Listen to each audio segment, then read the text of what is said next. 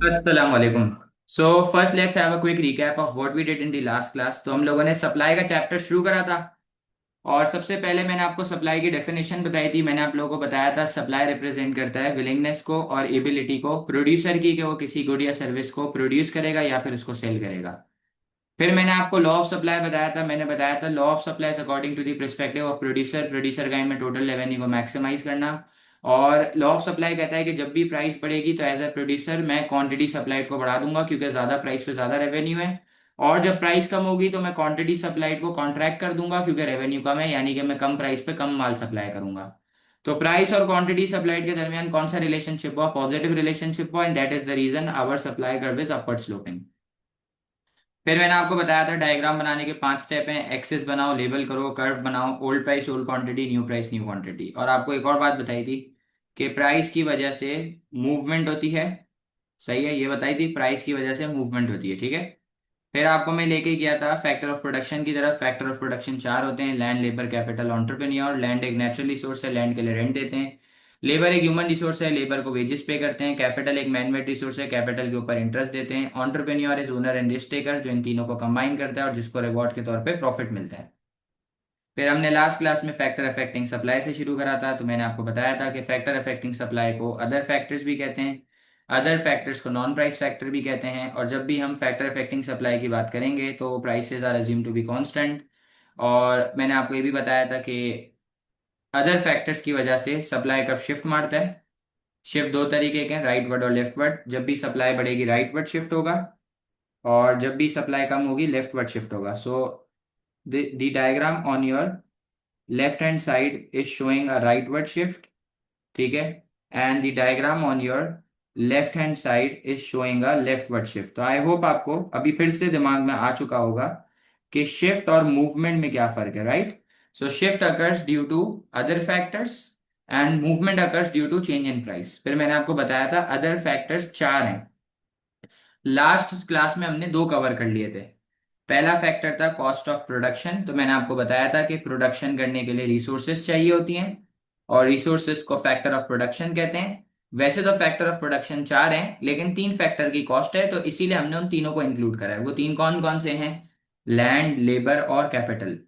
Sir land की cost है rent, labour की कॉस्ट है वेजेस, कैपिटल की कॉस्ट है इंटरेस्ट। तो नाउ लेट्स सपोज अगर लैंड का रेंट बढ़ जाए तो प्रोड्यूसर की कॉस्ट बढ़ जाएगी, प्रोड्यूसर का बर्डन बढ़ेगा, प्रोड्यूसर डीमोटिवेट होगा और सप्लाई को कम कर देगा।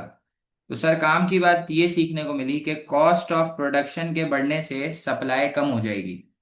सही है। तो अगर कॉस्ट ऑफ प्रोडक्शन बढ़ती है तो सप्लाई कम होगी, लेफ्टवर्ड शिफ्ट हो जाएगा सप्लाई कर्व। अगर कॉस्ट ऑफ प्रोडक्शन कम होगी तो सप्लाई बढ़ेगी, सप्लाई कर्व राइटवर्ड शिफ्ट होगा। अब मुझे एक बात बताओ, जब आपके प्रोडक्ट की सप्लाई कम होगी तो आपके प्रोडक्ट की क्या होगी? शॉर्टेज हो जाएगी। और जब शॉर्टेज होगी तो प्राइस ऑटोमेटिक बढ़ जाएगी, और जब भी प्राइस बढ़ेगी क्वांटिटी डिमांड कम हो जाएगी। अब कितने से क्वांटिटी डिमांड कम होगी वो कौन बताएगा? वो पीईडी बताएगा। कौन बताएगा? पीईडी बताएगा। सर दूसरा फैक्टर था सब्सिडी। तो मैंने आपको बताया था sir what is subsidy. Subsidy एक ग्रांट या कैश पेमेंट होती है जो गवर्नमेंट देती है प्रोड्यूसर को। किसके फायदे के लिए? कंज्यूमर के फायदे के लिए। और सब्सिडी जब मिलेगी तो तो प्रोड्यूसर की कॉस्ट और बर्डन कम होगा और प्रोड्यूसर मोटिवेट होकर सप्लाई बढ़ा देगा। तो सर सब्सिडी वो फैक्टर है जिससे सप्लाई बढ़ेगी, और जब भी सप्लाई बढ़ेगी तो राइटवर्ड शिफ्ट होगा। तो क्या मैं ये कह सकता हूँ कि सप्लाई कर्व के राइटवर्ड शिफ्ट होने के पीछे जो रीजन है वो क्या है? वो है subsidy provided by the government, right? Okay. फिर इसके बाद मैंने आपको बताया था कि सप्लाई बढ़ेगी तो सरप्लस होगा, सरप्लस होगा तो प्राइस कम होगी, प्राइस कम होगी तो क्वांटिटी डिमांड बढ़ेगी। लेकिन ये क्वांटिटी डिमांड कितने से बढ़ेगी, कितने परसेंट से, ये हमें पीईडी बताएगा। ठीक है। So now starting with our third factor, that is indirect tax. ठीक है। अब हम लोग हमारे थर्ड फैक्टर से शुरू कर रहे हैं और हमारे थर्ड फैक्टर का नाम है इनडायरेक्ट टैक्स। ठीक है। अब सुनना मेरी बात, मैं बता देता हूँ, रुको। बेटा इनडायरेक्ट टैक्स क्या होता है? सर इनडायरेक्ट टैक्स वो टैक्स होता है जो किधर लगता है? जो लगता है गुड्स एंड सर्विसेज के ऊपर। क्या बोला? सर इनडायरेक्ट टैक्स वो टैक्स है जो गुड्स एंड सर्विसेज पे लगता है। सर हमारे मुल्क में लगता है जीएसटी की फॉर्म में, और बाहर मुल्क में लगता है वीएटी की फॉर्म में। सर ये जीएसटी और वीएटी क्या होता है? बेटा जीएसटी होता है जनरल सेल्स टैक्स, और वीएटी क्या होता है? वीएटी होता है value added tax. Sir GST होता है जनरल सेल्स टैक्स, और वीएटी होता है वैल्यू एडेड टैक्स। ऐसा ही है भाई। सर जीएसटी होता है जनरल सेल्स टैक्स, और वीएटी क्या होता है? वीएटी होता है वैल्यू एडेड टैक्स। ठीक है, अब सुनना मेरी बात गौर से। आप जब रेस्टोरेंट पे जाते हो, जैसे पाकिस्तान में, सिंस इस क्लास में इंटरनेशनल बच्चे भी बैठे हुए हैं तो मैं आपको बता दूं, पाकिस्तान में अगर आप रेस्टोरेंट्स के ऊपर जाते हो तो गवर्नमेंट ने बोला है कि अगर आप कैश से पे करोगे तो 17% टैक्स चार्ज होगा आपके बिल पे, और अगर आप कार्ड से पे करते हो तो 8% चार्ज होगा। ऐसा ही है या मैं गलत बोल रहा हूँ? सही है ये परसेंट, यही था, यही परसेंटेज था कि अगर आप कैश से भरते हो तो 17% चार्ज होगा टैक्स, और अगर आप कार्ड से पेमेंट करते हो अपने बिल की तो 8% चार्ज होगा। तो मिसाल है, अगर एक फैमिली गई है खाना खाने के लिए और उसका बिल आ रहा है 10,000 रुपीज, तो अगर वो कैश से पे कर रही है तो 10,000 के ऊपर उसको 17% जनरल सेल्स टैक्स देना है, जो कि गवर्नमेंट ने लगाया है ना। तो उसका बिल इस टैक्स लगने के बाद कितना हो जाएगा? उसका बिल हो जाएगा 11,700। ऐसा ही होगा? यस नो करो भाई, इतनी मैथ्स तो आती है ना आप लोगों को। 10,000 का 17% 1,700 होगा तो टैक्स के बगैर मिलता है 10,000, टैक्स के साथ हो जाएगा 11,700। तो मुझे एक बात बताओ, इनडायरेक्ट टैक्स वो टैक्स है जो गुड्स एंड सर्विसेज पे लगता है ना। तो मुझे एक बात बताओ, जब इनडायरेक्ट टैक्स लगेगा तो प्रोड्यूसर की कॉस्ट बढ़ेगी या कम होगी? सोच के बताओ, प्रोड्यूसर की कॉस्ट बढ़ेगी या कम होगी? इनडायरेक्ट टैक्स लगेगा तो प्रोड्यूसर की कॉस्ट बढ़ जाएगी ना। प्रोड्यूसर की कॉस्ट बढ़ जाएगी, पहले उसको 10,000 रुपये बिल लेना चाहिए था, अब वो ले रहा है 11,700 बिल, क्योंकि वो इनडायरेक्ट टैक्स भी चार्ज कर रहा है। तो इनडायरेक्ट टैक्स गवर्नमेंट लगाती है, सही है, और इनडायरेक्ट टैक्स से प्रोड्यूसर की कॉस्ट बढ़ेगी, और जब कॉस्ट बढ़ेगी तो प्रोड्यूसर का बर्डन बढ़ेगा, और जब प्रोड्यूसर का बर्डन बढ़ेगा तो प्रोड्यूसर डीमोटिवेट हो जाएगा, और डीमोटिवेट होके सप्लाई को क्या कर देगा? डीमोटिवेट होके सप्लाई को कम कर देगा। तो अदर फैक्टर्स से हमें तो यही सीखना है, अदर फैक्टर से हमें तो यही सीखना है कि किस फैक्टर से प्रोडक्ट की सप्लाई बढ़ेगी, किससे कम होगी। तो हमने एक बात सीख ली कि इनडायरेक्ट टैक्स से हमेशा प्रोडक्ट की सप्लाई कम होगी। ऐसा ही है? सर इनडायरेक्ट टैक्स से हमेशा सप्लाई बढ़ेगी या कम होगी? सर इनडायरेक्ट टैक्स से हमेशा सप्लाई कम होगी, सही कह रहा हूं? सर इनडायरेक्ट टैक्स से सप्लाई बढ़ेगी या कम होगी? तो आपने बोला सर इनडायरेक्ट टैक्स से सप्लाई कम होगी। ऐसा ही है? तो sir what is indirect tax? बेटा इनडायरेक्ट टैक्स वो टैक्स है जो गुड्स एंड सर्विसेज पे लगता है। इनडायरेक्ट टैक्स वो टैक्स है जो गुड्स एंड सर्विसेज पे लगता है, और इससे प्रोड्यूसर की कॉस्ट और बर्डन बढ़ेगी, और प्रोड्यूसर डिमोटिवेट होगा और सप्लाई कम कर देगा। ऐसा ही है भाई? सही कह रहा हूं? अच्छा, अब मुझे एक बात बताना, ये वीएसटी क्या होता है? अब सुनना, ये वीएटी क्या होता है? वीएटी ये होता है वैल्यू एडेड टैक्स। मीत मैं आपके बात का जवाब दे रहा हूँ, 2 मिनट को। ये वीएटी क्या होता है? सर ये वीएटी होता है वैल्यू एडेड टैक्स, ठीक है। अगर आप किसी अरब कंट्री के अंदर जाओ ना, या यूके वगैरह उम्रा करने जाते हो, दुबई जाते हो, कहीं पे भी जाते हो, तो वहां पर वैल्यू एडेड टैक्स चार्ज होता है। वीएटी है वो इनडायरेक्ट टैक्स ही है, वो भी जीएसटी, बस उसका नाम अलग है, वो वैल्यू एडेड टैक्स है। वैल्यू एडेड टैक्स क्यों कहते हैं? एक चीज है 100 रुपए की, और उसके ऊपर 10% टैक्स चार्ज हो रहा है, तो वो चीज कितने की हो गई? $110 की हो गई ना। तो इनडायरेक्ट टैक्स से 10% उस चीज के अंदर वैल्यू एडिशन हो गई, इसलिए इसका नाम है वैल्यू एडेड टैक्स। ठीक है, ये इसका नाम का मतलब है। अच्छा, पाकिस्तान में तो ऐसा नहीं है, लेकिन जब आप उमरा करने या दुबई उबई कहीं घूमने जाते हो ना, तो आप जब उधर शॉपिंग करते हो मॉल वगैरह के अंदर, तो आप वहां पर हर चीज के ऊपर एक टैक्स दे रहे होते हो, उस टैक्स का नाम क्या है? वीएटी। तो जब आप वापसी आ रहे होते हो ना, एयरपोर्ट पर काउंटर बना हुआ होता है, अगर आपने देखा हो कभी तो, वैट रिफंड काउंटर देखा है? यस नो में जवाब देना। वैट रिफंड काउंटर ये देखा है? ये बना हुआ होता है, कभी किसी ने क्लेम करा है? वैट क्लेम करा है किसी ने? वीएटी रिफंड काउंटर बना हुआ होता है, बड़ी लाइन लगी हुई होती है, लोग अपना अपना टैक्स क्लेम कर रहे होते हैं। देखा है? वीएटी वीएटी रिफंड काउंटर बना हुआ होता है, सही है।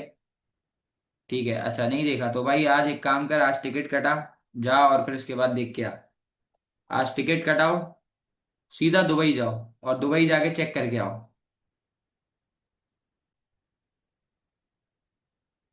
तो खैर मैं आपको ये बता रहा था कि इनडायरेक्ट टैक्स गवर्नमेंट लगाती है, कंज्यूमर के ऊपर। किसके ऊपर लगता है भाई? ये टैक्स कौन पे करता है? ये कंज्यूमर पे करता है ना। लेकिन ये कंज्यूमर से डायरेक्ट नहीं लिया जाता। गवर्नमेंट किसको पास करती है? प्रोड्यूसर को।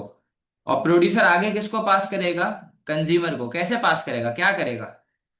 क्या करेगा भाई? 100 की चीज थी, बिल पे लगा दिया उसने 17%। वो चीज कितने की हो गई? 170। कितनी? 117 की हो गई। एग्जाम्पल लेते हैं। $100 की चीज थी, गवर्नमेंट ने बोला 10% इनडायरेक्ट टैक्स चार्ज होगा। तो प्रोड्यूसर ने आगे कितने का बिल भेजा भाई? तुम लोगों को कितने का बिल पड़ा? 110 का। तो गवर्नमेंट ने इनडायरेक्ट टैक्स लगाया था कंज्यूमर के लिए। सबसे पहले वो बेयर किसने करा? प्रोड्यूसर ने। और प्रोड्यूसर ने आगे किसको पास कर दिया? कंज्यूमर को। तो क्या मैं ये कह सकता हूं, अगर आपको याद हो ना पुरानी क्लास, अगर आपको पुरानी क्लास याद हो, तो मैंने आपको बोला था कि जब प्रोड्यूसर की कॉस्ट बढ़ेगी और जब प्रोड्यूसर का बर्डन बढ़ेगा, तो प्रोड्यूसर ये बर्डन आगे पास करेगा कंज्यूमर को इन फॉर्म ऑफ व्हाट? लिख के बताओ मुझे। प्रोड्यूसर आगे बर्डन पास करेगा to the consumer in form of higher prices. याद है? In form of higher prices, याद है आपको? जब सब्सिडी एक बेनिफिट था, तो जब बेनिफिट मिलता है तो बेनिफिट भी तो पास होता है ना इन फॉर्म ऑफ लोअर प्राइसेस। तो जब बर्डन है, इनडायरेक्ट टैक्स एक बर्डन है, तो बर्डन भी तो आगे पास होगा हायर प्राइसेस की फॉर्म में। तो अब मुझे एक बात बताओ, जब सप्लाई कम होगी तो शॉर्टेज होगी या सरप्लस होगा? सप्लाई कम होगी तो शॉर्टेज होगी। और जब शॉर्टेज होगी तो प्राइस ऑटोमेटिक बढ़ जाएगी। सही कह रहा हूं? और जब प्राइस बढ़ेगी तो क्वांटिटी डिमांड क्या होगी? क्वांटिटी डिमांड कम होगी। कितने से कम होगी? ये कौन बताता है? ये हमें पीईडी बताता है। तो खैर, मुझे एक बात जरा बताना। मुझे जरा एक बात बताना, इनडायरेक्ट टैक्स से सप्लाई बढ़ेगी या कम होगी? हमें तो सिर्फ यही सीखना है किस फैक्टर से सप्लाई बढ़ती है, किस फैक्टर से सप्लाई कम होती है। तो आपने बोला सर इनडायरेक्ट टैक्स से सप्लाई हमेशा कम होगी। तो क्या मैं ये कह सकता हूं कि जब सप्लाई कम होगी तो सप्लाई कर्व लेफ्टवर्ड शिफ्ट मारेगा? तो कहना है से दिस कि सप्लाई कर्व के लेफ्टवर्ड शिफ्ट होने के या फिर सप्लाई के कम होने के पीछे जो रीजन है वो इनडायरेक्ट टैक्स है। यस और no? Correct? Okay, now do me a favour. मुझे ये दो पैराग्राफ्स पढ़ दो। This is for subsidy, the first paragraph, and the second paragraph is for indirect tax. जल्दी से पढ़ देना प्लीज। ये दो पैराग्राफ पढ़ दें जल्दी से।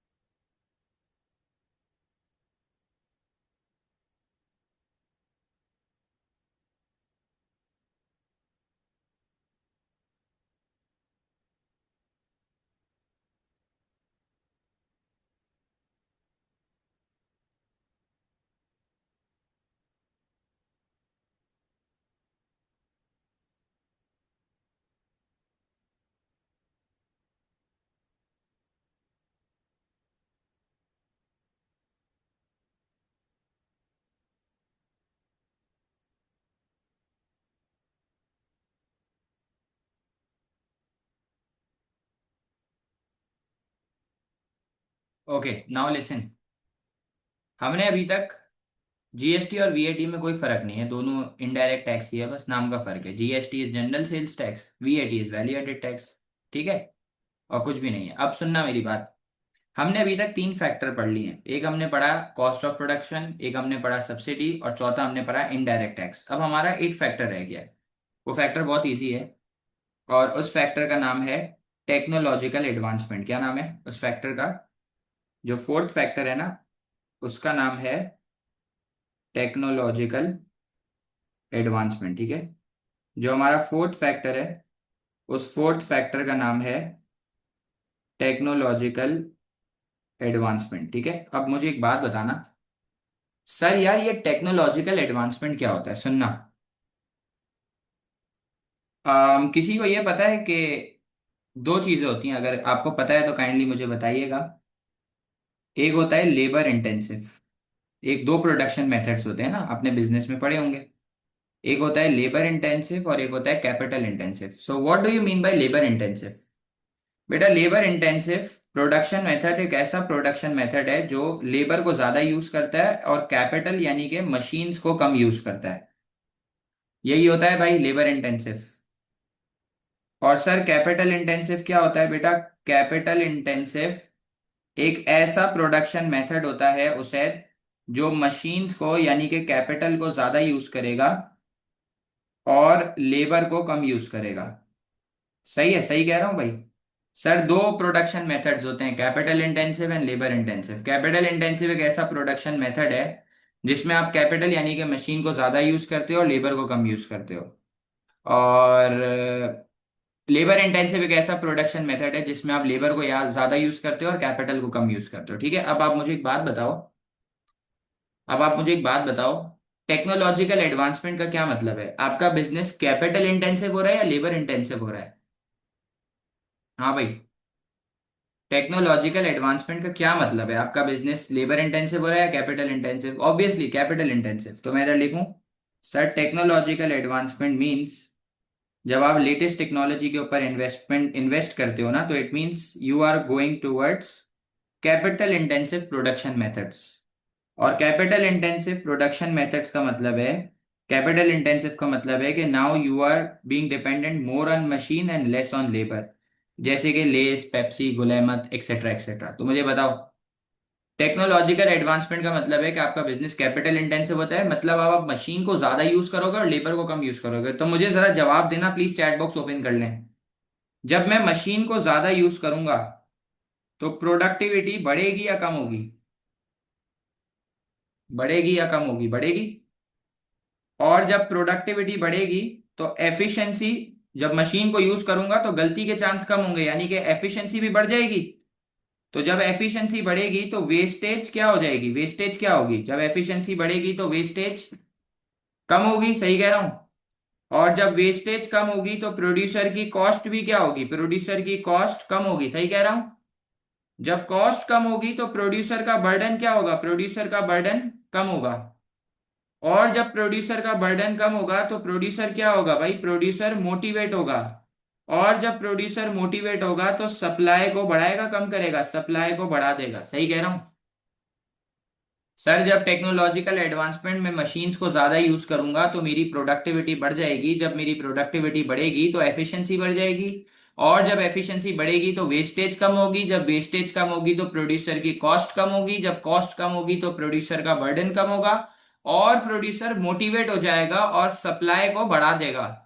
तो इसका मतलब है टेक्नोलॉजिकल एडवांसमेंट से सप्लाई बढ़ेगी कम होगी? सर टेक्नोलॉजिकल एडवांसमेंट से हमेशा सप्लाई बढ़ेगी ना। जब मैं लेटेस्ट मशीनरी को लेके आऊंगा तो फॉर एग्जांपल अगर मैं 1 घंटे में 100 यूनिट बना रहा था, तो अब मैंने जापान से कोई ऐसी मशीन इंपोर्ट कर ली है जो इतनी तेज है, उसकी इतनी प्रोडक्टिविटी है, वो इतनी एफिशिएंट है कि एक तो वो वेस्टेज भी कम कर रही है और उसी 1 घंटे में वो ज्यादा यूनिट प्रोड्यूस करके दे रही है। तो उससे मेरी सप्लाई बढ़ेगी या कम होगी? सिर्फ बात का जवाब दे दो। मेरी सप्लाई बढ़ जाएगी या कम हो जाएगी? मेरी सप्लाई बढ़ जाएगी। ऐसा ही है। तो मुझे एक बात बताओ, जब सप्लाई बढ़ेगी तो सप्लाई कर्व राइटवर्ड शिफ्ट करेगा। तो क्या मैं ये कह सकता हूं कि सप्लाई कर्व के राइटवर्ड शिफ्ट होने के पीछे जो रीजन है वो है टेक्नोलॉजिकल एडवांसमेंट? ऐसा ही है, सही कह रहा हूं? तो सर अब आप मुझे ये बता दें, अभी तक हमने कितने फैक्टर पढ़ लिए? हमने 4 फैक्टर पढ़े। कौन कौन से? Cost of production, technological advancement, subsidy and indirect tax. Right? Now do me a favour, मुझे ये टेक्नोलॉजिकल एडवांसमेंट और साथ साथ कॉस्ट ऑफ प्रोडक्शन भी एक बार वापस पढ़ दो। ठीक है, जल्दी से पढ़ दो, 2 मिनट दे रहा हूँ। We have to end this chapter right now.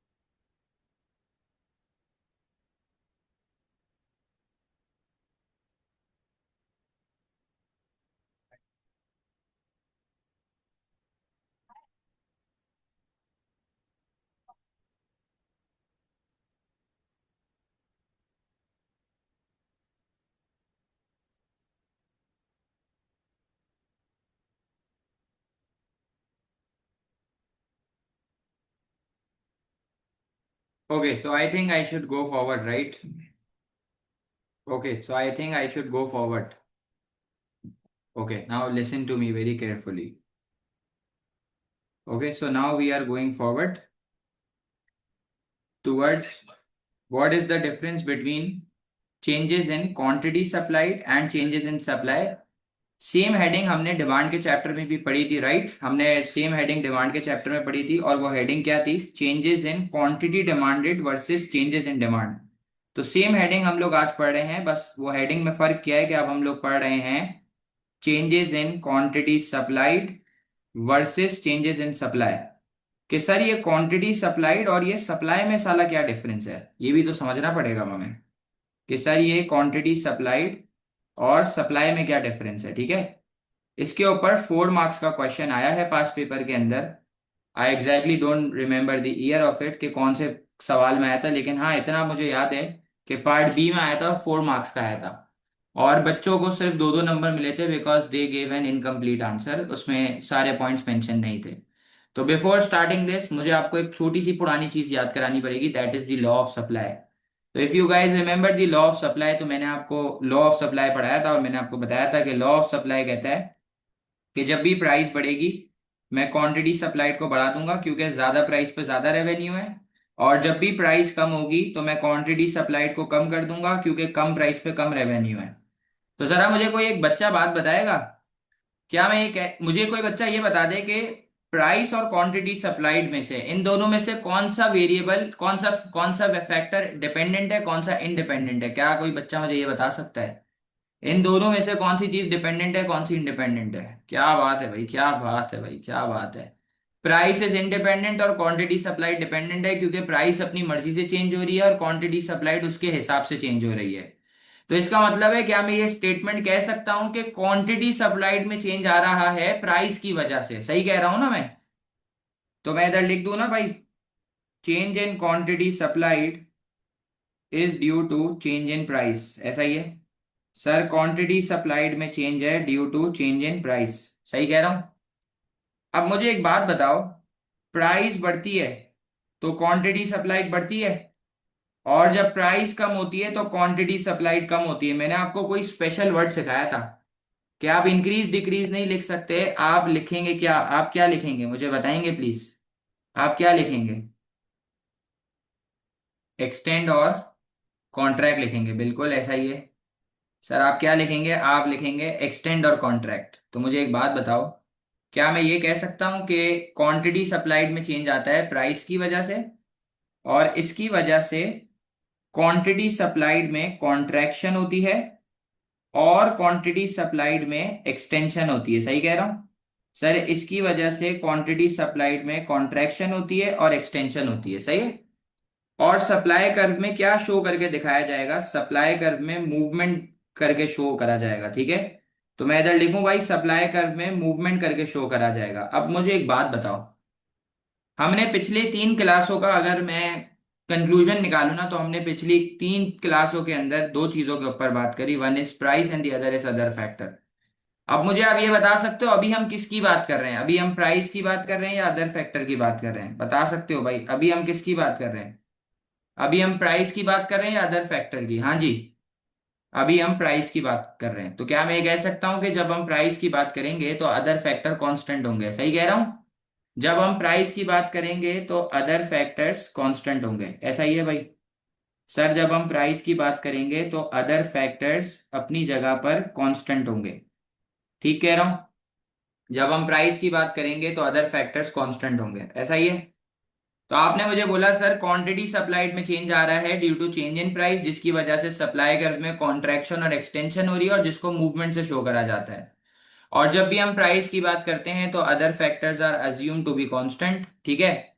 सही है, क्योंकि हम लोग प्राइस की बात कर रहे हैं, सही है? अब मुझे एक बात बताओ, ये चेंजेस इन सप्लाई क्या होता है? देखो याद रखना, सप्लाई में चेंज किसकी वजह से आता है? लास्ट क्लास में हम लोग क्या पढ़े थे? Other factors. तो मैं इधर लिखूं, सर सप्लाई में चेंज आता है due to changes in other factor. और मुझे कोई बच्चा बता सकता है अदर फैक्टर्स यानी कि फैक्टर अफेक्टिंग सप्लाई कितने हैं? एक एक नाम लिख दो, एक एक नाम लिख दो भाई जल्दी से। फैक्टर अफेक्टिंग सप्लाई 4 हैं, good. Subsidy cost of production, indirect tax and technological advancement, right. So इन चार फैक्टर्स की वजह से, इन चार अदर फैक्टर्स की वजह से आपकी सप्लाई या तो बढ़ सकती है या तो कम हो सकती है, ठीक है। अब मुझे एक बात बताओ, क्या मैं ये कह सकता हूं कि अदर फैक्टर्स की वजह से आपकी सप्लाई बढ़ेगी और आपके प्रोडक्ट की सप्लाई कम हो जाएगी? अच्छा मुझे एक बात बताओ, इंक्रीज डिक्रीज को किससे दिखाया जाता है? इंक्रीज डिक्रीज को शिफ्ट से दिखाया जाता है, सही कह रहा हूं? सर इंक्रीज डिक्रीज को किससे दिखाया जाता है? इंक्रीज डिक्रीज को शिफ्ट से दिखाया जाता है। अब मुझे जरा जवाब देना।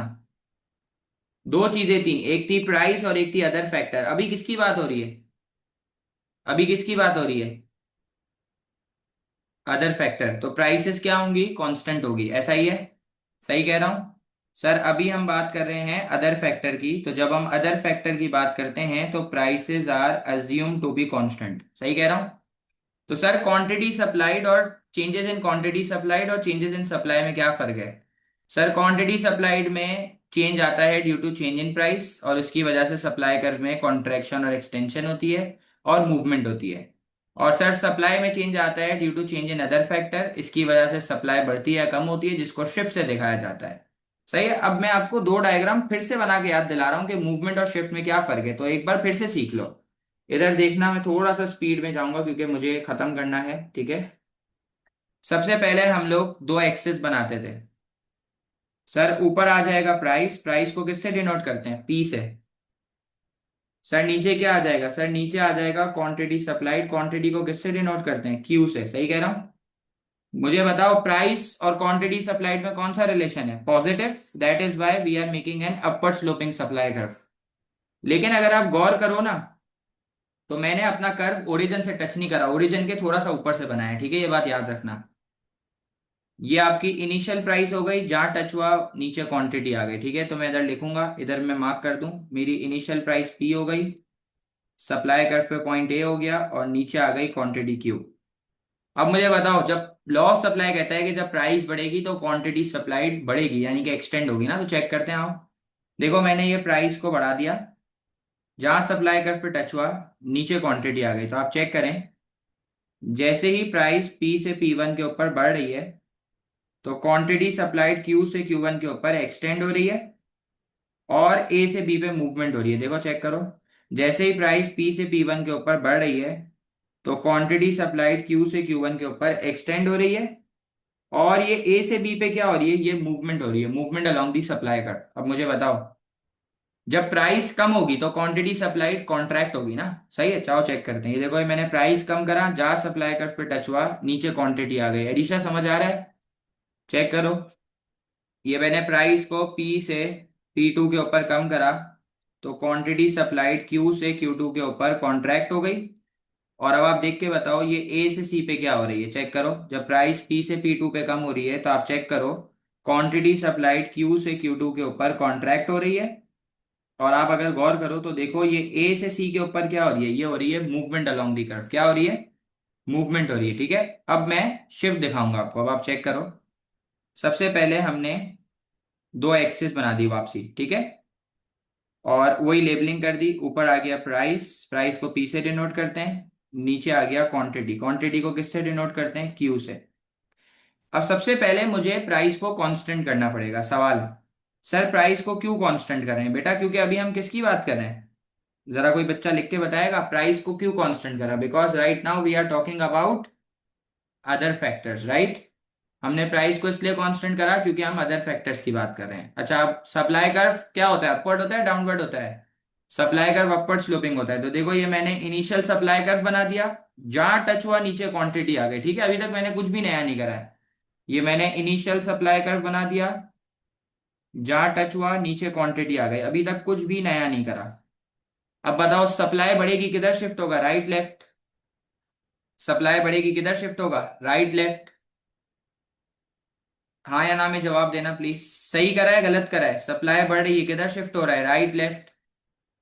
सर सप्लाई बढ़ रही है, सप्लाई कर्व ने मारा है राइटवर्ड शिफ्ट, और जहां टच होगा वहां से नीचे क्वांटिटी आ जाएगी। क्या सही मैंने राइटवर्ड शिफ्ट शो करा है? जहां टच होगा वहां से नीचे क्वांटिटी आ जाएगी, सही शो करा है गलत शो करा है? सही शो कर रहा है ना? अब मुझे एक बात बताओ, मुझे एक बात बताओ, क्या मैं ये कह सकता हूं कि सप्लाई कर्व जो राइटवर्ड शिफ्ट कर रहा है एस से S1 पर, इसके पीछे रीजन हो सकता है कॉस्ट ऑफ प्रोडक्शन का कम होना, या तो गवर्नमेंट ने सब्सिडी दे दी है, या तो इनडायरेक्ट टैक्स रिमूव हो गया है, इनडायरेक्ट टैक्स रिमूव हो गया है, या तो फिर टेक्नोलॉजिकल एडवांसमेंट हो गई है। सर इस सप्लाई कर्व के राइटवर्ड शिफ्ट होने के पीछे क्या क्या रीजन है? इस सप्लाई कर्व के राइटवर्ड शिफ्ट होने के पीछे पहला रीजन है कि क्या पता कॉस्ट ऑफ प्रोडक्शन कम हो गई हो, क्या पता टेक्नोलॉजिकल एडवांसमेंट हो गई हो, क्या पता गवर्नमेंट ने सब्सिडी दे दी हो, या तो फिर इनडायरेक्ट टैक्स रिमूव हो गया हो। ओके नाउ टेल मी, अगर आपके प्रोडक्ट की सप्लाई कम होती है तो आपका सप्लाई कर्व लेफ्टवर्ड शिफ्ट करेगा। सही शिफ्ट करा है भाई? लेफ्टवर्ड चेक करो। जहां टच होगा नीचे क्वांटिटी आ जाएगी, ठीक है। अब आप इधर देखो, सर सप्लाई कम होगी तो सप्लाई कर्व ने मारा है S से S2 के ऊपर लेफ्टवर्ड शिफ्ट।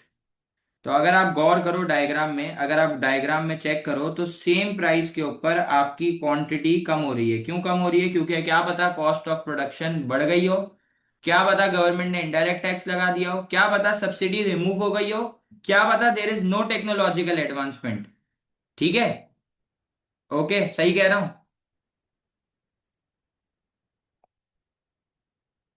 ओके सो मैंने आपको बताया कि sir what is the difference between changes in quantity supplied and changes in supply. बेटा क्वांटिटी सप्लाइड में चेंज आता है प्राइस की वजह से, उसकी वजह से सप्लाई कर्व में कॉन्ट्रैक्शन एक्सटेंशन होती है और जिसको मूवमेंट से शो करा जाता है।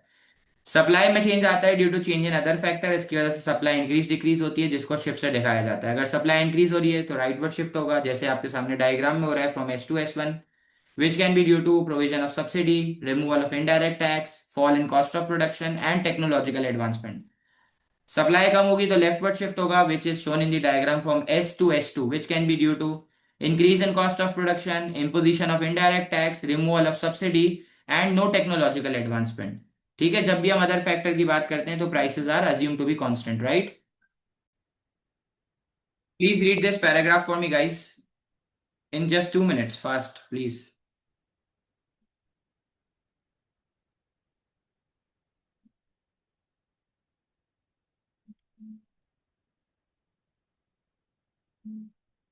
Okay I think it's clear, right?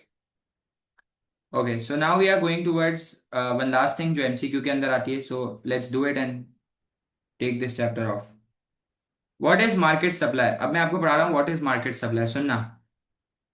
Emirates की सप्लाई है 100 यूनिट्स, कतर एयरवे की सप्लाई है 120 यूनिट्स। भाई एमिरेट्स पूरे वीक के अंदर 100 फ्लाइट लेके जा रहा है, कतर एयरवेज पूरे वीक में 120 फ्लाइट्स लेके जा रहा है, 120 पैसेंजर्स को लेके जा रहा है, एमिरेट्स 100 पैसेंजर को लेके जा रहा है।